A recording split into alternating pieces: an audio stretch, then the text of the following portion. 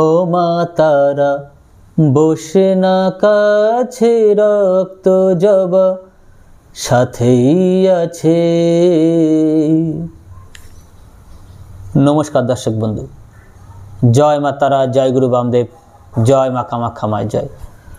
আশা করি মায়ের আশীর্বাদ, দয়া, করুণায় আপনারা ভালো আছেন, সুখে আছেন, শান্তিতে আছেন।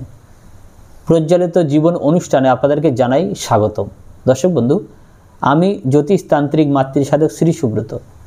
প্রজ্বলিত জীবন অনুষ্ঠানে আজকে যে বিষয়, যে টপিক নিয়ে আলোচনা করব, সেটি হলো ভাদ্র মাসের কৌশিকী অমাবস্যার মাহাত্ম্য। ভাদ্র মাসের কৌশিকী অমাবস্যার মাহাত্ম্য। সামনে আসে ভীষণ বড় যোগ, ভীষণ বড় তিথি, ভাদ্র মাসের কৌশিকী অমাবস্যা।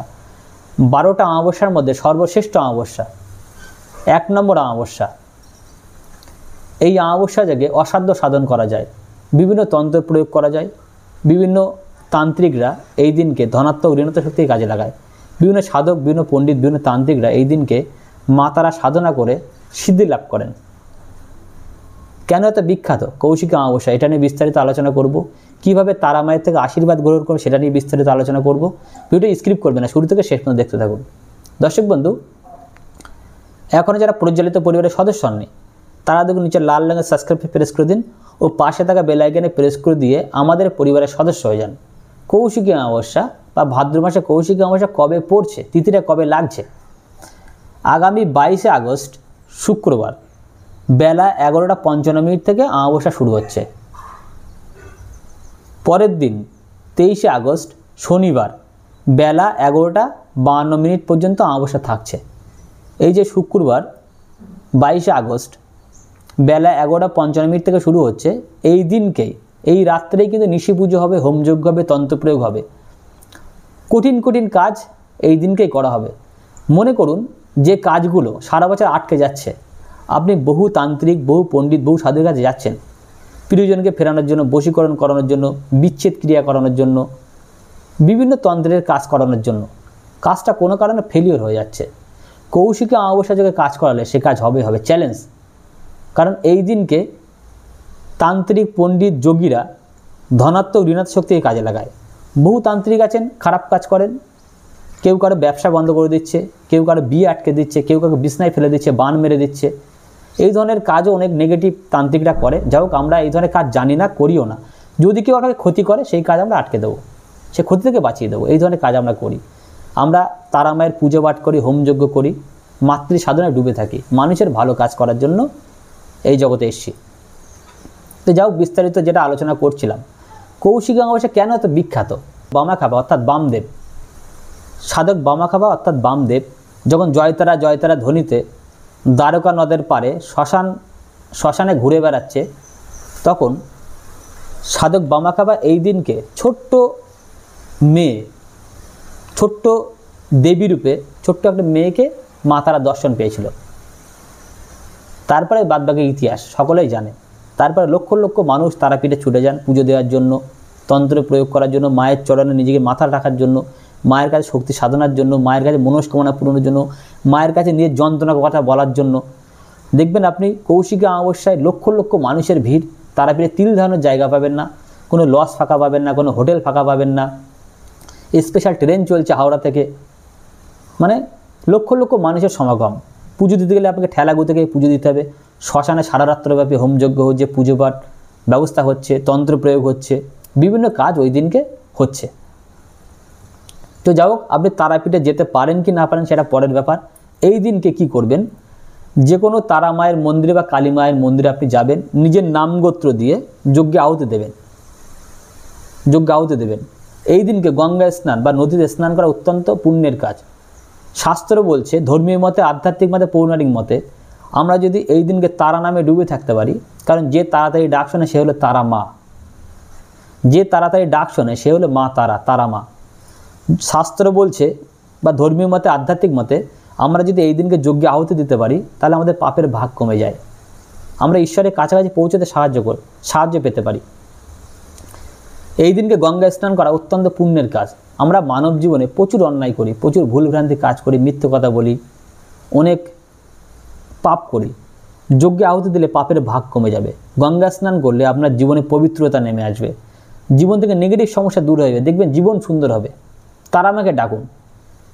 বহু সাধক বহু পণ্ডিত তারা মায়ের জপ ধ্যান করে এই দিনকে বাকসিদ্ধা হয়ে যান, তারা যা বলে তাই ফলে যায়। সুতরাং এই দিনকে তারা নামে ডুবে থাকুন। পারলে মাকে 16 কলা দিয়ে পুজো দিন। 16 কলা, একটা ছড়ায় 16টা কলা থাকবে। 16 কলা দিয়ে তারা মাকে পুজো দিলে বা কালী মাকে পুজো দিলে 16 কলা পূর্ণ হয়।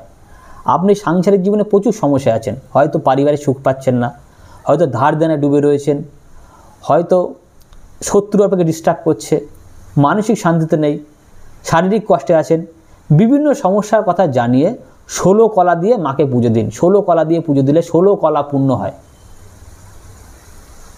কৌশিক অমাবস্যার আরও একটা বিখ্যাত কাহিনী রয়েছে, সেটি হলো ধরাধামে 2 অসুর ছিল, শম্ভু ও নিশম্ভ। এই শম্ভু নিশম্ভুর